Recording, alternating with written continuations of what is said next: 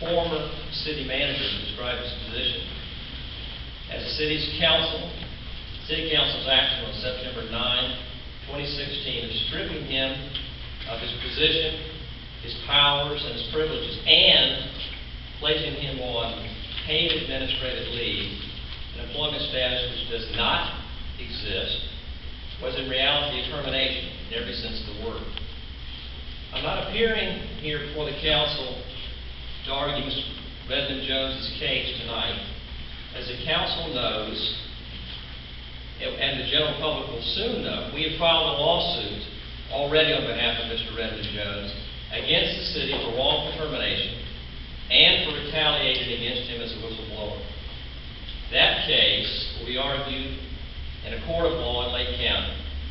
Rather, I'm appearing here tonight to voice our continued opposition to the manner and means by which the council is attempting to proceed.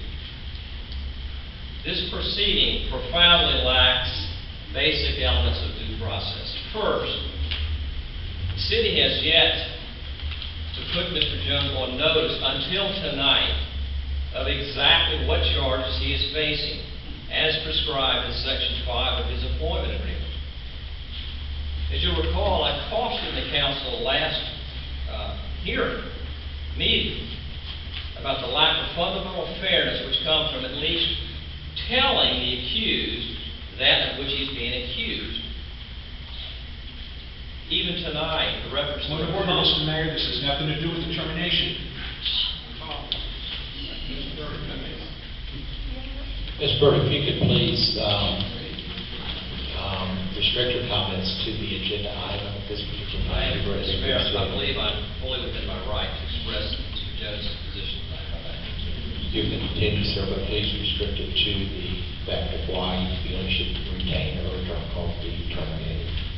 Second, the city apparently is intending to rely upon an investigation conducted supposedly by objective outside counsel.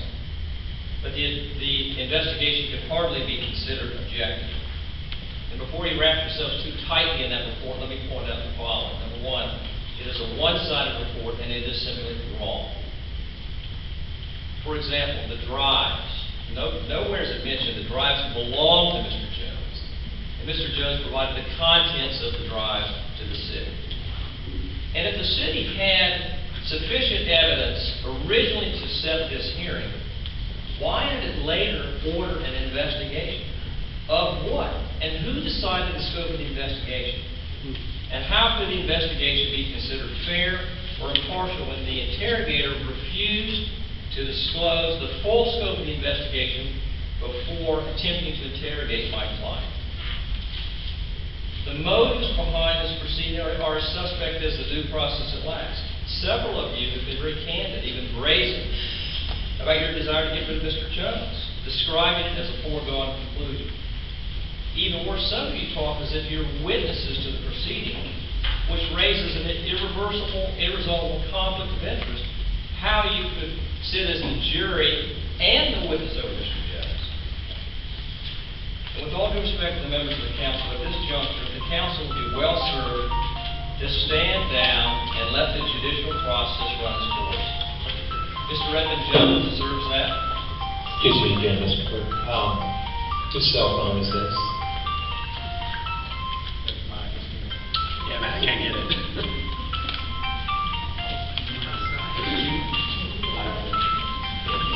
It's okay. I got it. It's not a big deal. Sorry. Just struggle.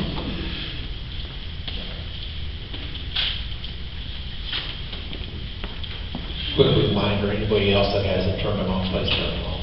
Ms. Burke, you take the place. Thank you. Thank you, Mr. Chairman. Let me repeat, at this juncture, the council would be well served to stand down and let the legal process run its course. Mr. Redmond Jones deserves that. Do not compound the harm already done by retaliating, firing him yet again, if that's possible, now that he's exercised his civil rights to protect himself. More importantly, the citizens of the city of Groveland deserve that. Thank you. Thank you, Mr. Burke.